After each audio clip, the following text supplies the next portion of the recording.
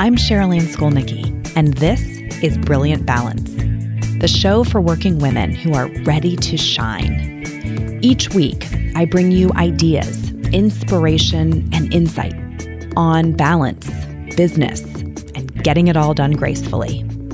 You ready? Let's be brilliant. This is episode 311 of the Brilliant Balance podcast, and my guest today is Dr. Dawn Mussallem, living fully alive after stage 4 cancer and a heart transplant. So, hello and welcome to a really exceptional episode of this show. I want to tell you that when Dr. Lisa Larkin and I wrapped up our podcast interview a little earlier this year, she said to me at the end of the interview, off camera, I have to introduce you to someone because I just know that you're going to love her. And that someone was Dr. Dawn Mussallem. And Dawn's professional background is definitely impressive, right? She is a double board certified doctor at the Mayo Clinic. She's a professor of medicine. So she was already someone I wanted to talk to. And then I learned her personal story. And just wait until you hear what this woman has survived personally and how it provides motivation for her work in the arena of lifestyle medicine. Dawn she's just extraordinary. She is a dynamic, energizing, inspiring presence.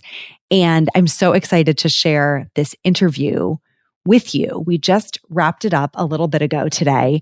And I think you're going to find that her professional credentials and her expertise are really strong. I mean, she's always known she wanted to be a doctor. She was in medical school when her first serious health setback took place, and she unpacks that story.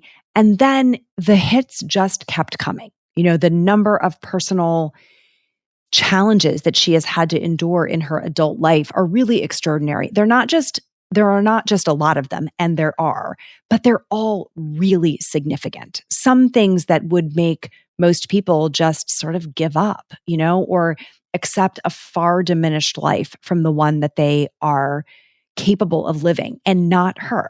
So you're going to hear the importance of her perspective, her attitude, her spirituality in her story. And then the fact that she turns and sort of wraps all of that lived experience and education up, ties it up in a bow, and offers it as a gift to her patients, to our listeners today, and to the world at large. It's such a treasure when you get to have a conversation with someone who exudes this level of high quality energy. So my one wish is that we were airing this episode in its video format. And I feel certain that I will find a way to air snippets of this video because you really have to see her presence to fully take it in. And I think you'll hear it come through in her voice as well. So without further ado, let me introduce Dr. Dawn Mussallem. So welcome to the Brilliant Balance Show. I am so truly delighted to have you here. Oh gosh, thank you so much, Cherylanne. I was really looking forward to this day. I had another talk earlier this morning to a group of doctors. And though I love that, there is nothing more that I love than to connect with the people. And especially when it's a group. I love the one-on-one. It's time I cherish so much with my patients. I absolutely love it. But when I can speak to a group, it's so exciting. It's the energy of it is something different, isn't it? It really is. And I know I love kind of imagining before I start these, who's out there, where will they be on the day that they're listening, and like, how will it land for them when they get to hear our conversation, right? It's always like, it's such a really sacred opportunity to get to do this. And I'm so grateful I get to have the conversations in person, but then to know that a lot of people can benefit. It's you to kind of put the waves ripple effect out there in the universe. So let's start by, can you just tell us a little bit about your day today? What's on your schedule for this day? Oh, it's been a kind of an interesting day. So Monday through Thursday, I see patients all day long. So I really dedicate those days to patient care. And I really try not to even put meetings on because I just, like I said, I'll talk about my story, but my patients and kind of that passion and purpose to deliver original medicine through that lens of love for humanity has been part of what has saved my life, I feel, because it's just so special to me. And so that one-on-one time with my patient is just so loving, and that embrace. And I've had some really interesting cases. Like, for example, I had a woman who's 19 years old with breast cancer.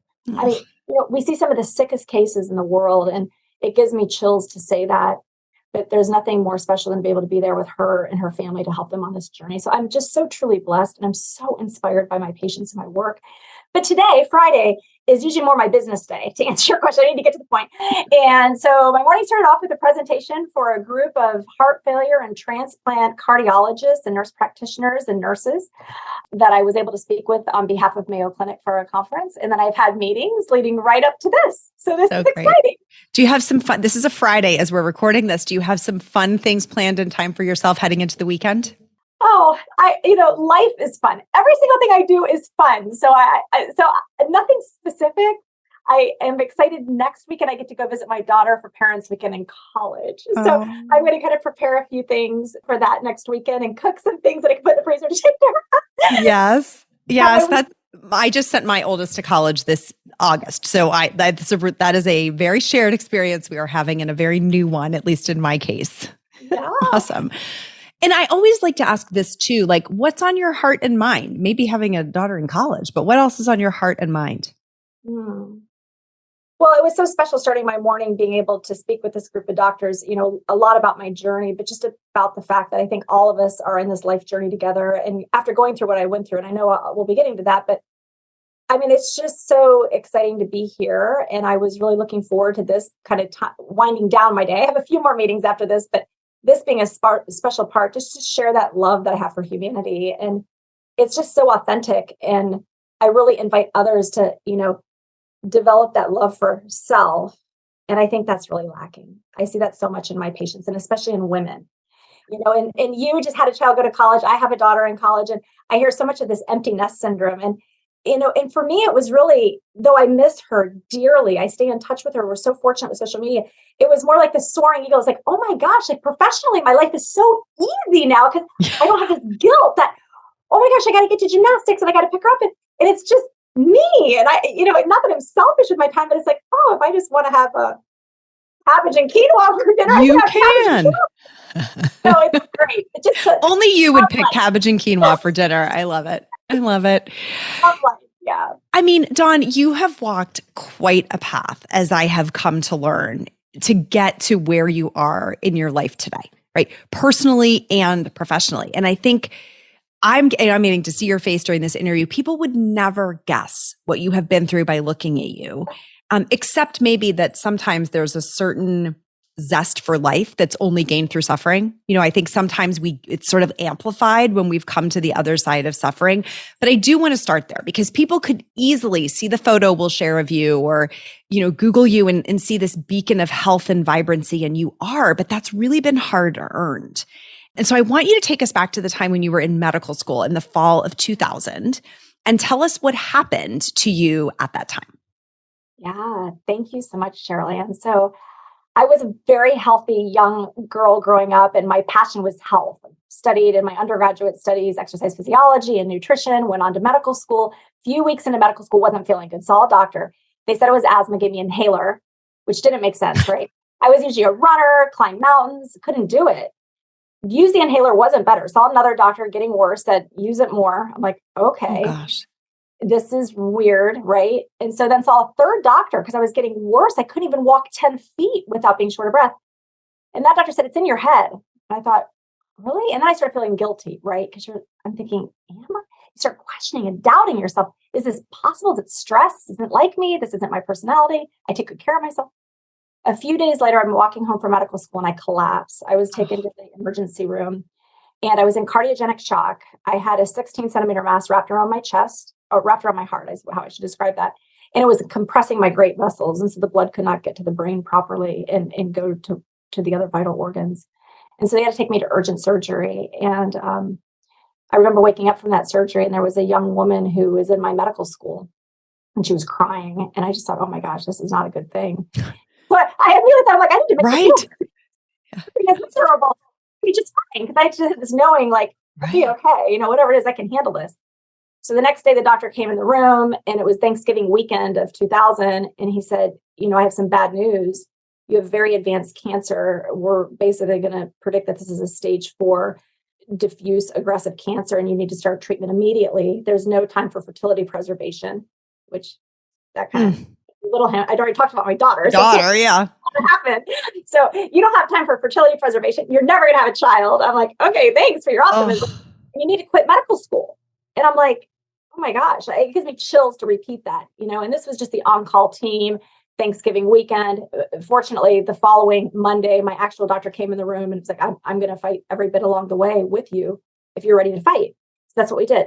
So chemotherapy, because it was stage 4 cancer, I needed a bone marrow transplant.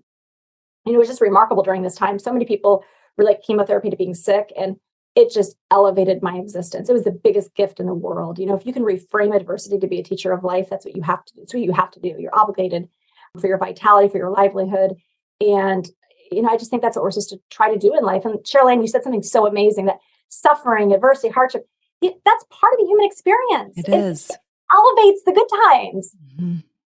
I can't explain it, but everything I've been through in life is why my existence is just like incredible. Amplified. I joke and I say, I wish people could just hop in my body for a moment. So anyway, do this bone marrow transplant. I'm in the hospital for a month. This is back in 2001, because I went through months of chemotherapy. So we're back in 2001 now. And this is back then. You're like the girl in the bubble. No one could come in really to see you because your immune system's at 0. They're giving you tons more chemotherapy.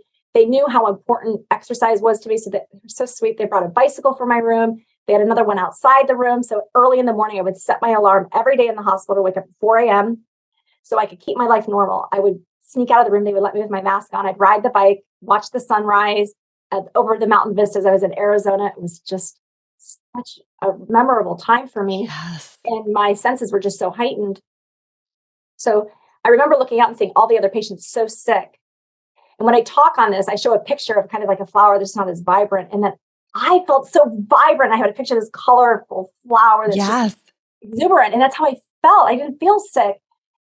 I didn't let myself feel sick. Maybe I was, but I just felt so grateful to be given this chance to survive this cancer.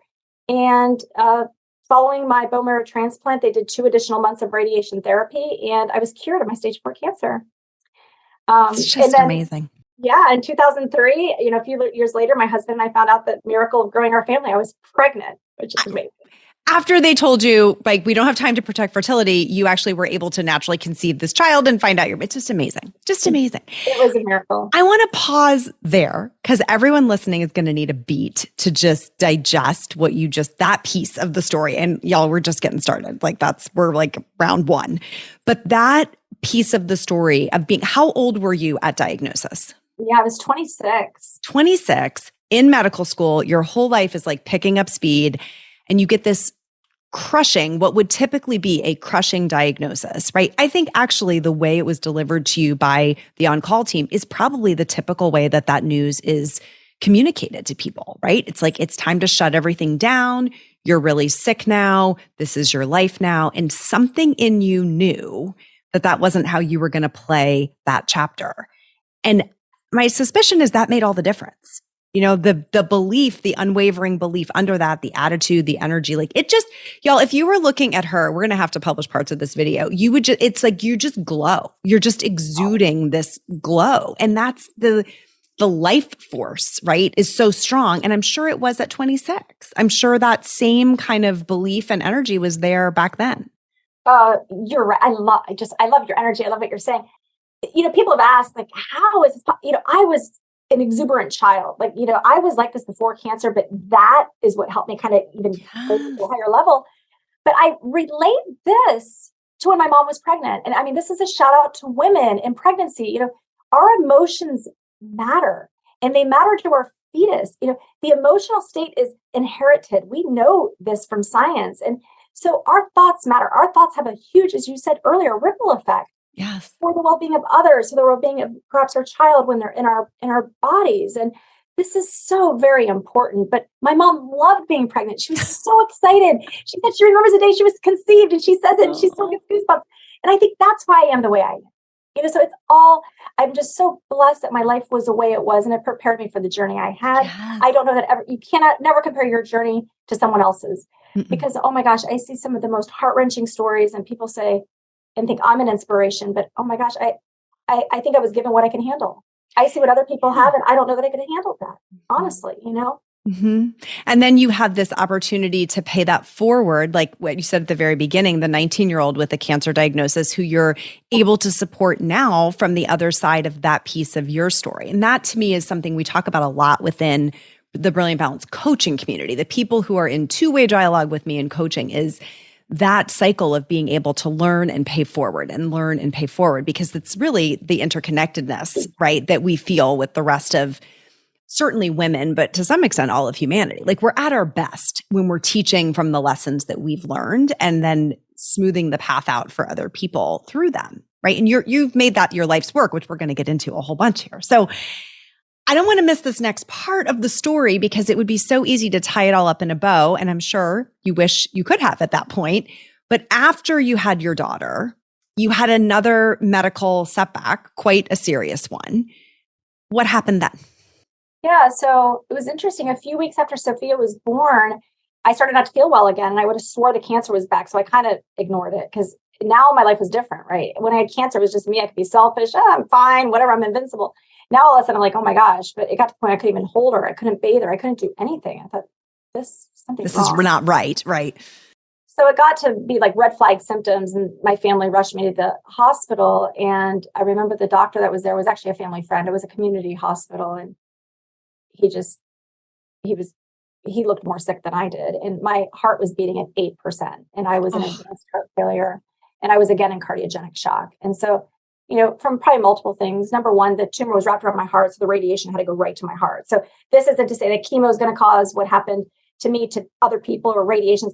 This was many, many years ago. We knew the toxicity was going to be high. We knew that I would have died without treatment. So they had to be aggressive. So Sure. The chemo saved my life. The radiation saved my life. Without it, I wouldn't have had to even have this second adversity, is how I look at it. Mm-hmm. But yeah, so I was in cardiogenic shock, and this local team was, pretty dismal that you're going to need to transplant immediately. And that's when I went to Mayo Clinic. And, it was ironic, because at that time I was actually a medical student at Mayo Clinic during my clinicals, and this stuff was happening. And so I had seen a doctor, Dr. Yip there, and he just filled my heart with hope and promised that you're going to be okay. We're going to start with medicines. When we can't do medicines, we're going to do procedures. And, you may or may not need a transplant someday, but let's just see. And I was tickled when he said, you need to do cardiac rehab. I'm like, I can do that. You're like, that I can do. I have a funny story though. I need to be careful about too many stories, because I know we're limited on time, but I remember my first appointment, like Dawn wants to do it all, and I don't want help. And here I have an ejection fraction. My heart's not beating, but I wanted my baby with me, and I wanted to go alone because I wanted some independence, right? So I took her with me to the appointment. I had no cash on me. And the parking garage is the closest place to park. I'm like, what am I going to do? So I had to park far away, and she's in the stroller. I remember I had to push her in the stroller to my cardiologist, my transplant appointment. I was like, oh my gosh, life is so hard, but yet I felt so blessed that she was with me. And I remember I got in that appointment, I was like, I couldn't even think, I couldn't breathe. I was right. going to die. Oh my gosh. That's just so illustrative of your energy, though. I love that story. It was terrible, but, it was difficult. So fortunately, the medicines helped. I did really well from 2003 until 2007. And then I started to not do as good again. I was in residency at the time. Like, I pushed through. It was really exciting. I was a resident in my internship residency at Mayo Clinic. And come 2007, I had to take some time off. Like, this is the first time I had to take time off, because I was like, this isn't right. Signs and symptoms were turning in that direction. Thought they were going to have to do the transplant and list me soon. And then honestly, the hardest thing happened in my life in 2008, and my husband died unexpectedly. And that I really still to this day, a lot of people are like, you kind of talk over that. And I'm like, I think I talk over it because I don't even know yet how to explain it, but I will. I plan on writing a book, and I hope that part of the book helps people, because I looked for a book. I want to know, do I wear my wedding ring? When do I stop wearing my wedding ring? Yeah. What do I do for X, Y, and Z? What do I do when it's Father's Day for my daughter? I mean, there's just so much question I had on what do I do? And there is no handbook. You have to just listen to your heart and soul and grieve as is appropriate to you. No one else can explain that. But it was just so hard. And it really, I am very faithful, and I have a strong belief in God. Thank goodness, because that's what really got me through this time. And the belief in heaven, and knowing my husband was okay. And I just believe if we're awake to the transformative power of, like you said, again, loss, grief, suffering, pain, that we can get beyond just this hardship and really transcend this life of renewal. And that's where I feel like just this awakened life is an inspired life. And I had to be strong for my daughter. It took me about 9 months though before I could really pick myself up. I was never depressed at all, but I was really flattened out. I couldn't have any stimulation. I could never let the radio go on in the car. I couldn't, she would watch TV. I'd have to have it turned down really low. It was really interesting how I was just so sensitive. But like an exposed nerve just out there in the world. Yeah. I just needed everything peaceful. And life came back. That's a whole nother story. I really leaned in heavily on my faith, and it got me through this very difficult time. And what was interesting is this was also the same time I was getting more sick with my heart failure, but it was like God stepped in, and that device that they put in my chest in 2007 started helping. My heart got stronger. I went back to work. I was in residency. I got strong enough to do a fellowship. I did a hospital fellowship, became a hospital physician at Mayo Clinic, which was crazy. Yeah. And it was like one of the hardest jobs. Yeah. But I did great until about 2015. And the doctor was like, you're done. You need to kind of back off. And at the same time at Mayo Clinic, they had asked if I would be interested in kind of redesigning the breast clinic. I said, absolutely. And it's perfect timing because now I get to do more of that integrative, holistic lifestyle medicine approach to care. Can I start that program and pilot it? So that's what I did. That was in 2015. It was a very successful program. And then in 2016, I actually had a sudden cardiac arrest with a 4-minute near-death experience. I was pulseless. I was at work. I did a presentation. So 2016 was a big, Y'all, I mean, I just think the listeners are going to be like, I need to press pause for a second on this. It's like the hits just keep coming. So you went into cardiac arrest at work, 4 minutes, flatline, before they get everything back in order. It was interesting. I actually was presenting to a group of executives at Mayo Clinic. And so there was about 30 people in the room. And I remember walking in, I remember not feeling well. And I remember I couldn't even open the door. Like I had the sign. I knew something wasn't right, but I was just like, what is going on? And you just keep going. And I remember I couldn't control the mouse, and the cursor on the screen started getting more and more pale. And that was my last conscious memory. But I've had 3 amazing experiences. This morning when I did the presentation, I said only 2. I forgot my daughter. That's actually the most amazing when you deliver a baby. It's incredible. But that's a given.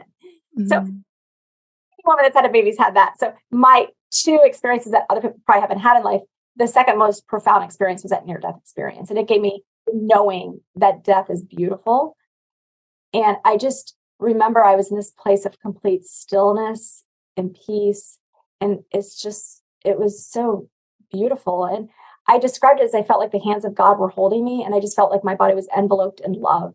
Oh. I didn't see faces or voices or anything like that. It was just this state of existence that wasn't earthly, that's for sure, but yet I still had some awareness, I think, I'm not sure.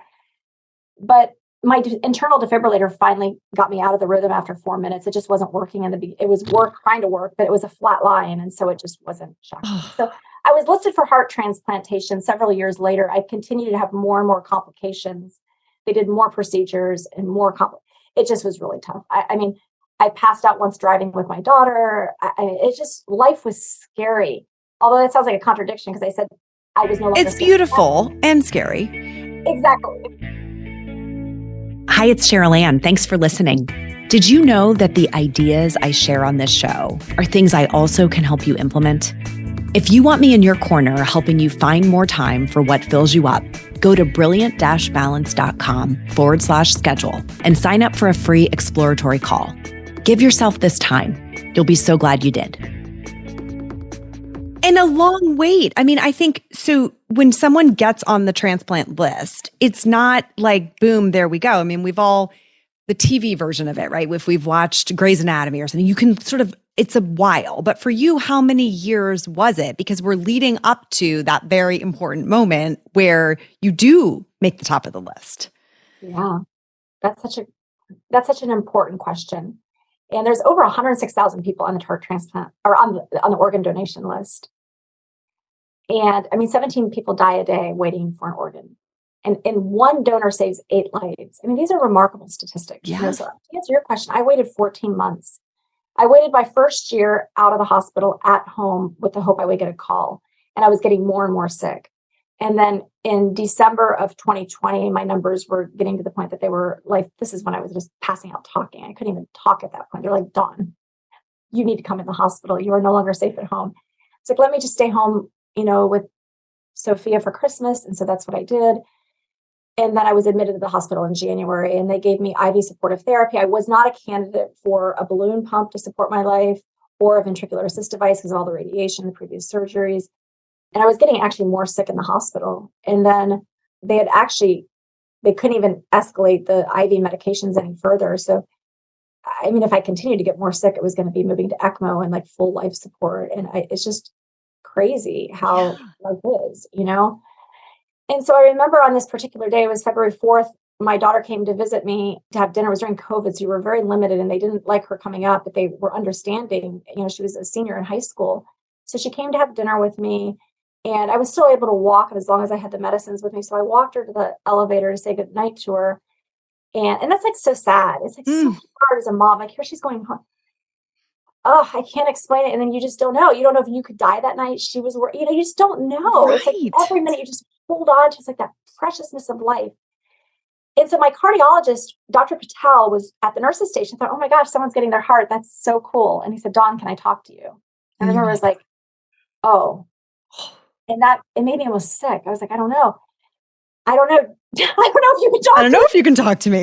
Yes, I waited 18 years, but I'm not ready tonight. No. And so I remember we were walking back to my room, and it's one of those awkward, it's like a first date.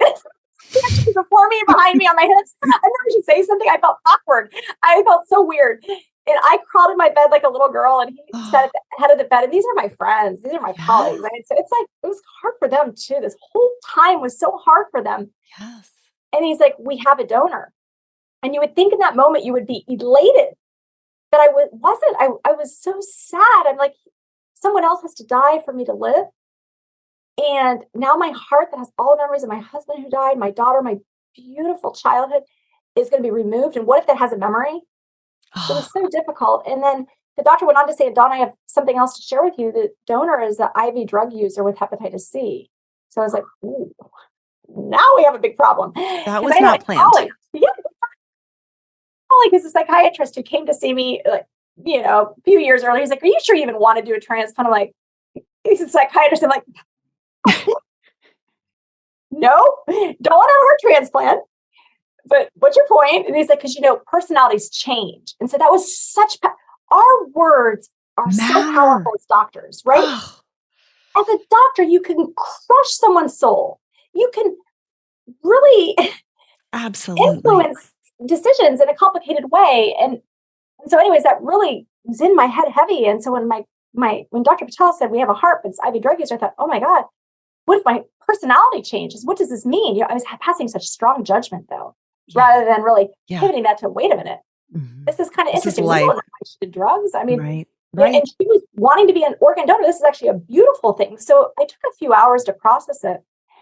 And with due time, I was like, wait a minute, this is meant for me. This is like the most amazing gift and opportunity I can give this heart that was willing to give me life, the most beautiful life on earth, possibly. Because I just think my life is so perfect. And so I knew it was the right heart for me. And the next morning I went down for my transplant. Every other surgery I've had before, terrified, like anyone, you're always like making the sign of the cross. Like, sure. Here I'm like moments away from my heart being removed. And I had no fear. Wow. I wasn't scared. I was so ready and so excited. I remember as I went under anesthesia praying for the donor and the donor family. In all other surgeries, I would always pray for me. I would always be like, oh my God, please let me wake up. But this had nothing to do with me. This had to do with her and her family. And it was just really amazing. And I just remember having eye contact with my surgeon, Dr. Sariapoglu, and he just had this look in his eye like, Dawn, you're going to be fine. We got this. And it was that look that I was like, that was so settling to my heart and soul. And a few days later, I woke up, and that was the most amazing experience in my life. And I mean, it fills my whole body with chills to say it. I mean, I woke up a few days after transplant because there were multiple complications after my transplant. I actually had to go back to the operating room and be reopened because I was having a hemorrhage. It's such a hard surgery after that radiation. It's so hard to reconnect. So when I did wake up from transplant, I was extubated. My whole body was beating against the bed. And I was like, ooh, what is this? What is this? And my body was warm feeling for the first time. And this is funny. I said this during another podcast and some comment from a woman saying, mine's warm all the time. I just was like, that's so funny. But it was for 18 years. I always felt You were so cold. Yeah. there was this harmonious sound.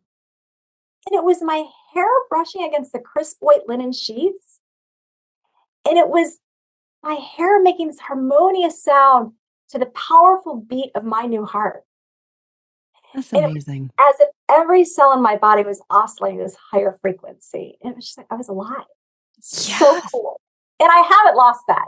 After cancer, I kind of like got back to normal life. You're kind of like, whoa, I'm going to complain. I'm going to blah, blah. But after transplant, And this is just me. I'm one person with a transplant. Every single transplant patient is like this. It's so cool. I mean, when you're given that second chance of life, there's something magical that happens.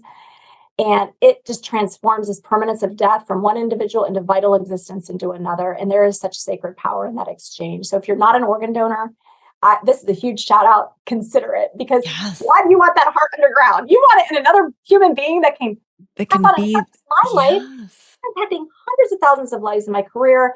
It impacted my daughter's life if I would have died, and she's going to impact more lives. And then this is a pebble in the pond, ripple effect. Yes. So organ donation is so important.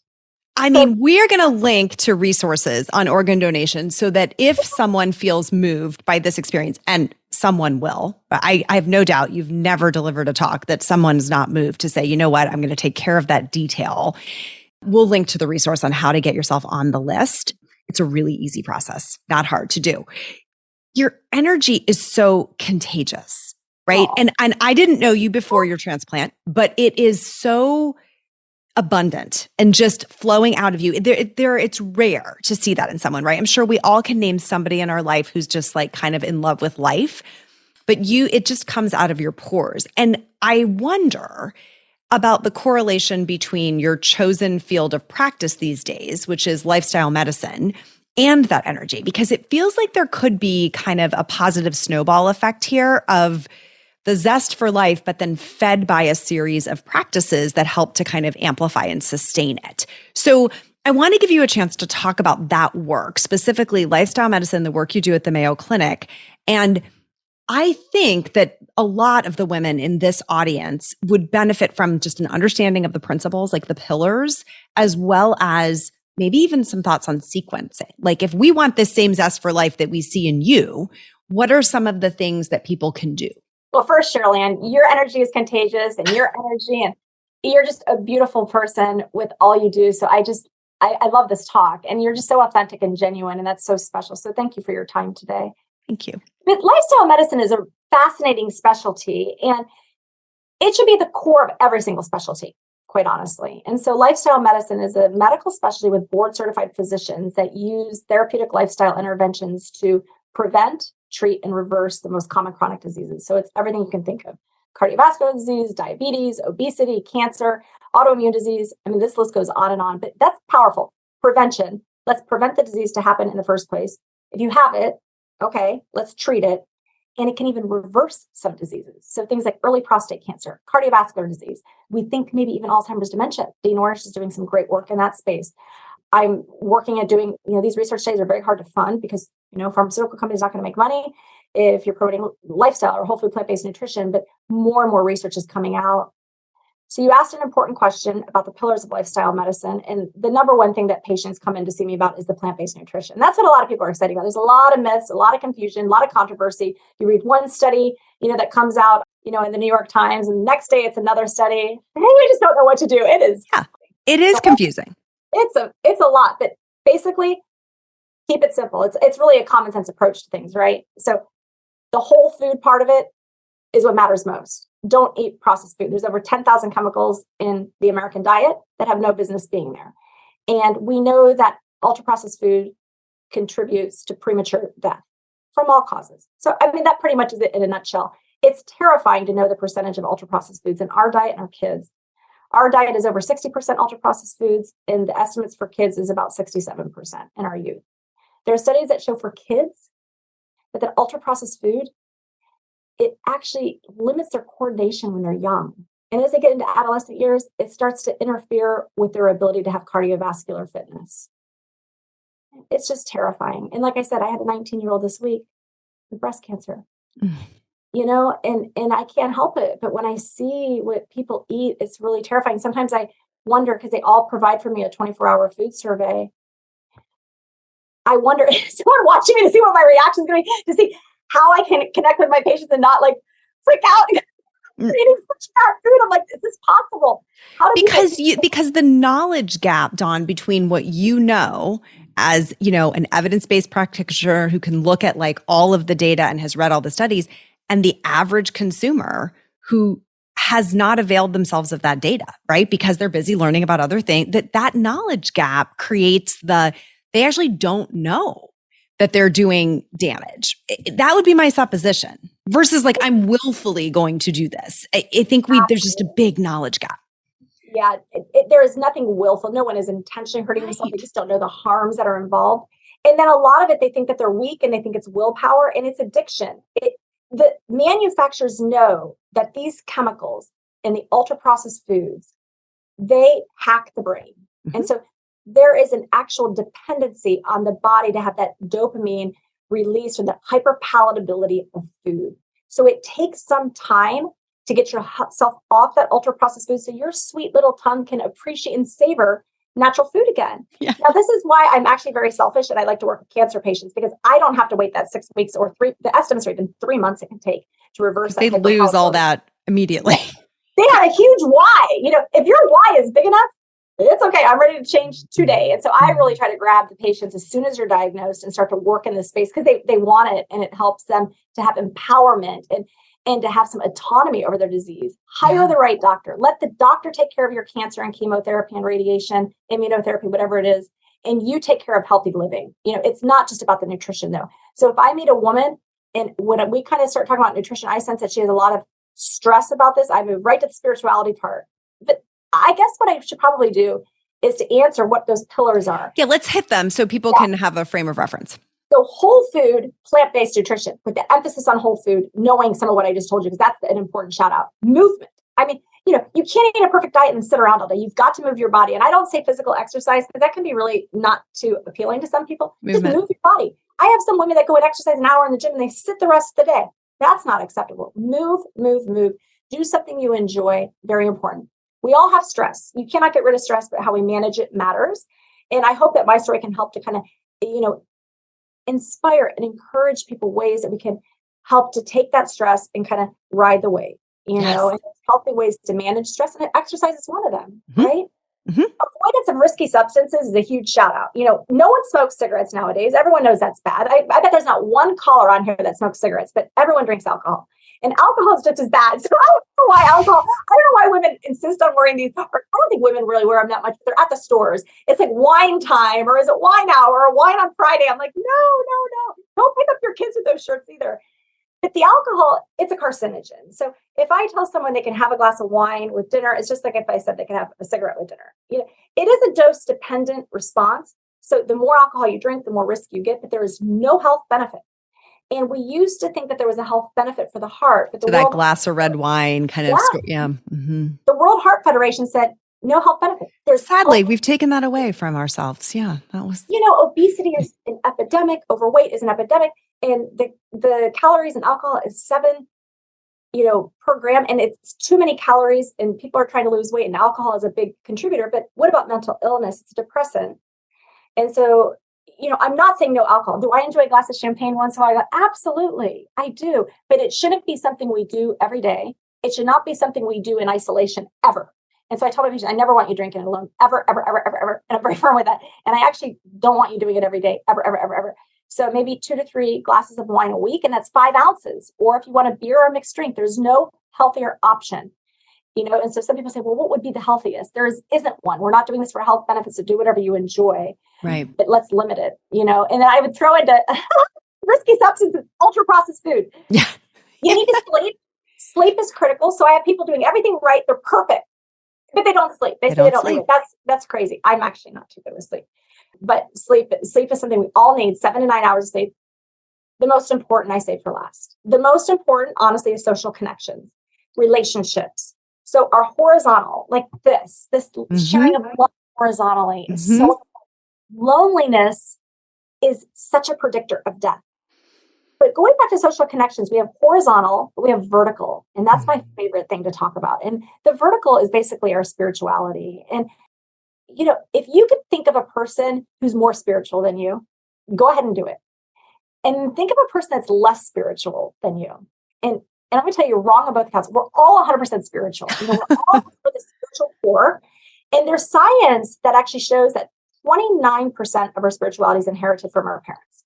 And then 71% is environmental. So that's not that much, right? I mean, some of it is inherited, but 71% is up to us. So we go to the gym, work on our core. And so you need to work on that spiritual core. And I love Lisa Miller's work out of Columbia. She wrote my favorite book called The Awakened Brain. I so recommend you listen to it. But when it comes to spirituality, it's very, very important. And we cannot navigate through adversity if we're so focused on us. And the definition of spirituality for me, I believe, is believing in something bigger than us. And for me, that's God. But for you, it's whatever it is. This life on earth isn't just truly about us. And if we're so focused inward on that, you're going to crumble. You're going to be miserable anytime stress comes your way. So that to me is the most important pillar. And I believe if you have well-developed spirituality, that helps to develop your why. You want to live healthy. And then it's easy to eat healthy. You're excited about it. Well, you feel better. I think there's a virtuous cycle that gets kicked off. I believe these pillars with my whole heart. I mean, they're at the foundation of the practices that I am teaching and encouraging, and all, the women in this community are adopting. Where I always shake out is like, I don't want people to go into a shame spiral if they're not all the way there. It's, if 100% of someone's diet is highly processed, ultra processed food, can you make it 98%? Can you move it to 90? Can you move it to 70? Like there's this incrementalism of change with a commitment of like, I'm going to move somewhere from my baseline. If I don't move at all, what does that look like? If I'm already running 10Ks, what's next? Right. And you're not putting people into a shame spiral, but I know we can tend to have a very self-critical nature among highly perfectionistic, overachieving, ambitious women who listen to the show. And they're going to, potentially walk away going, oh my God, look at all the things I'm doing wrong. So can you put a finer point on that for how do we move the needle in a way that can build some momentum over time? Yeah. And I think you're talking specific about more the nutrition exercise part of this. Yes. Yeah. So with the nutrition part of it, and even sleep. I mean, I think all of, Mm-hmm. So I think the first thing though is to ask, why is this important to us? What are the reasons we want to live healthier? Because that why really does have to be addressed. Yes. And the reason why is it to fit in the pair of jeans you wore in high school? That's probably not going to be a really motivating force. That's going to drive a person to Ozempic. That's not going to really drive a person to Right. You want to feel vital and raise that vital energy. And for me, whole food plant-based nutrition is much deeper than just the health benefit. There's an ethical component with animal love. And then there's also the environmental, the carbon footprint element. So it's pretty deep what that nutrition can do. But I believe with nutrition, we start small. We start maybe with breakfast, and that's the easy thing to fix. So I always fix breakfast for my patients, and I want them to eat breakfast. I'm not a fan of people fasting through breakfast, which is a big fad. And I want people to try to eat no later than 10 to 11 o'clock in the morning. I really don't want anything ultra processed at breakfast time. It's so easy and inexpensive to do oatmeal. If you don't like oatmeal, do a piece of sprouted bread with some avocado on it, some chickpeas. I myself am whole food plant only. I don't do animal products, but I'm actually okay if some of my patients want to do omega-3 rich eggs or organic eggs, particularly egg whites. I try to, limit egg yolks to about 3 per week for my patients. But the problem with egg research is how are people cooking it and what on earth are they eating with their eggs? Most people are frying it in butter, or it's with cheese and an omelet, and they're having it with white bread that has more butter on it. And so eggs are just bacon. Most people are having it with bacon, right? It's like a gateway, right? Yeah. So I kind of talk through what they can eat for breakfast, and we kind of handle that. And then we move on to lunch. And I say, most people at lunch, if they're having meat, they're having lunch meat. And that's an ultra processed food, which is a carcinogen. Ultra processed meat, all that lunch meat that they try to, sell you that sounds healthier and you're paying a ton of money for, it's actually a carcinogen. And I don't try to fear people because I don't think that's a great way to go, but yet it is the truth. And I see too much cancer to shy away from these conversations. I guess that's when you're a stage 4 cancer survivor, you can't help but pay attention, like it's a pulpit. You have to talk about this. Like you can't hide from the data. Right. Yeah, I see suffering in young women and older women that these cancers are preventable. We know that probably 40% of cancers are definitely preventable. And that number is probably much, much higher, like upwards near 75% preventable. There's some estimates. We will continue to see these numbers going up and up if we just lived healthier. So I have to be a strong advocate. And if I'm a strong advocate, maybe really in that other direction, people get it 50% right. Mm-hmm. But when it comes to lunch, that's where everyone's getting their processed meat, quick lunches, ultra processed food, lunch meat. And that's a great cheap place to put beans. And, so I really try to get folks not to necessarily do salads, but if they're going to do a grain bowl, do some lentils in it, or do some tofu, or do some edamame. And I'm sure a lot of listeners are like, but isn't she a breast cancer doctor? Right. Tofu. I heard. Right? Yep. That's the biggest myth in the world. And anytime I get the chance to talk about nutrition, I say soy is fine. All of my breast cancer survivors, I want them having soy. We know from the American Cancer Society, they did a beautiful meta-analysis, which means they reviewed all the highest quality data to date last year. And what that particular meta-analysis showed that in breast cancer survivors, there was a 25% reduced risk of breast cancer coming back in those survivors who had more soy versus those that didn't. That was most profound with those with an estrogen receptor negative breast cancer, but the benefit was still there with estrogen receptor positive cancers. So soy is safe. It's a great plant-based protein, super inexpensive. Make sure it's not genetically modified. It doesn't have to be organic, but just make sure it's non-GMO. And it's such an inexpensive, tasty way. The soy is great for hot flashes. So there's a ton of middle-aged women listening. Good to know, right? A substantial study done by Neil Barnard, not a huge study, it was repeated 2 years in a row, that showed that a half a cup of edamame a day with a plant-based diet reduced hot flashes by 88%, improved libido, which you'd love. It improved mood, and there was an 8-pound weight loss over 12 weeks. So, okay, I think you could just frame that last little sentence and probably be a billionaire. Like, just go start an edamame company, and I think you're sold. Farm, okay, we'll just sell them. But I really do, and I see that my women, especially, I have a lot. 75% of breast cancers are hormone receptor positive, so they have to go on anti-estrogen therapy, which causes a lot of hot flashes. And so I really lean in on these healthy ways of eating. Number one, using the soy 1 to 3 times a day. And the women do great on it. So shout out to soy. It's safe. No kidding. It prevents breast cancer. And God forbid you ever get breast cancer. If you had soy before breast cancer, you get it. It shows that it improves survival after. So soy is great. No problem with soy.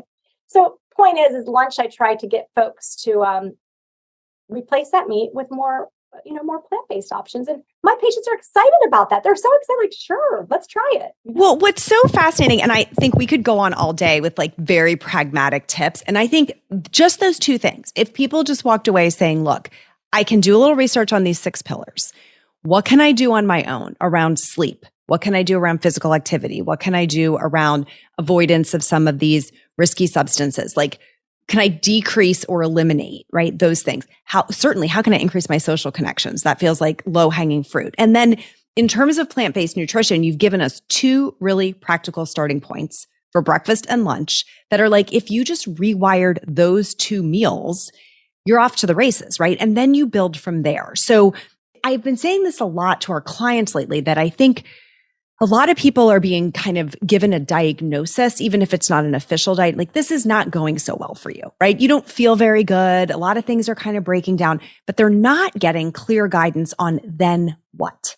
And so I'm so grateful for the really pragmatic advice of like, try this, put them in this order, and then get yourself in community where you have some support for other people trying to make similar changes so that you're not trying to do everything on your own, right? Which just helps reinforce that social connection. And this doesn't have to be perfect. It absolutely does not have to be perfect. And, bottom line, it comes down to those ultra processed foods. Just try it. You can do some eggs. You can do some, yogurt. I think yogurt's fine, but try to make it fat-free. Try to make the animal protein smaller portions. I mean, in America, we do these huge serving sizes. Do 4 ounces. Just we don't need all the needle. Calories. Yeah. We have a protein excess in this country. We do not have a protein deficiency. We have a fiber deficiency. So I think that's really one of the biggest things is drive that fiber. It helps to kick out excess estrogen, helps to kick out extra cholesterol. It helps us burn calories when we eat, which is great. We're all trying to watch our girlish figures. And it's great for that gut microbiome, the organisms in our GI tract from mouth all the way down to the very bottom. I used to say on a girly sort of podcast. But bottom line is everyone goes and spends jillions of dollars on probiotics. And I'm here to say, do that whole food plant predominant diet. Eat some fiber. Get rid of processed foods and get fiber, including beans, which are so good for you and cheap. It's not an expensive diet. There was just a study that showed that the average whole food plant-based person saves $500 a year compared to the normal American diet. So it's not expensive. Amazing.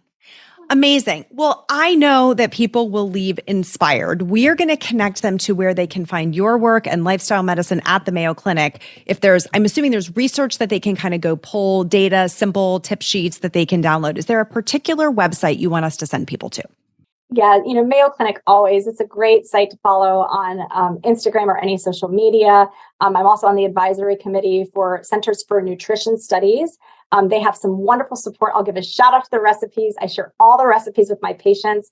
There's a few great celebrity chefs out there that are just wonderful. Brittany Girotti is amazing.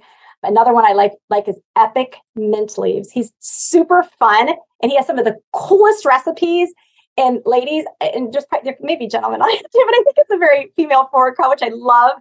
My patients are tickled when we watch the videos together. In my visits, I pull up some of his videos. So you've got to check out Epic Mint Leaves. I'm on Instagram too, but I get busy. And so I don't have a TV because I don't have time for it. I'd rather do all these other more meaningful things.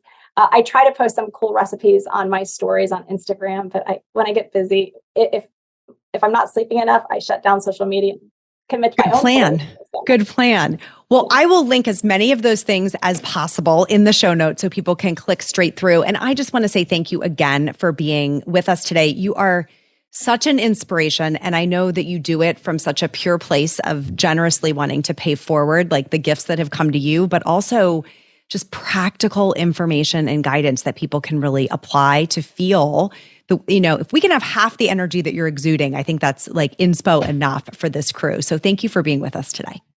Thank you. This was so wonderful. I always like to tell people go after those awe-inspired moments. And each time I get to do these, I always feel really good. But this one was really special. I got bunches of goosebumps talking. So thank you. I don't know if bunches is a word, but that didn't sound quite right. But I had a lot of goosebumps. So thanks. So what did I tell you? I warned you at the beginning that this one was extraordinary, and I am confident that you join me in that belief after having listened to the end of the episode. I sat there at the end of this conversation just thinking, wow, there's so much inspiration and information buried in this. And we just scratched the surface of this arena of lifestyle medicine that Dr. Mussallem, Dawn, as she was kind enough to let me call her, practices these days. So I would encourage you to check out the resources that we've linked to in the show notes.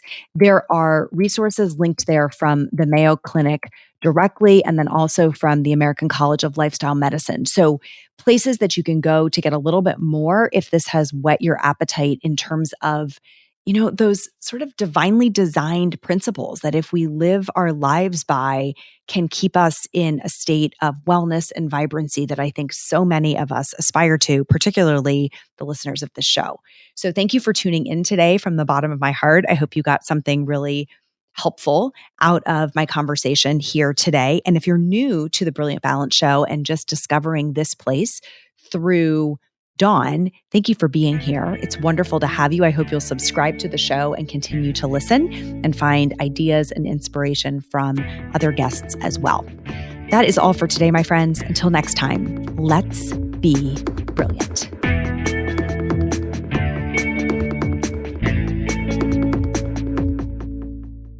This is thepodcastfactory.com.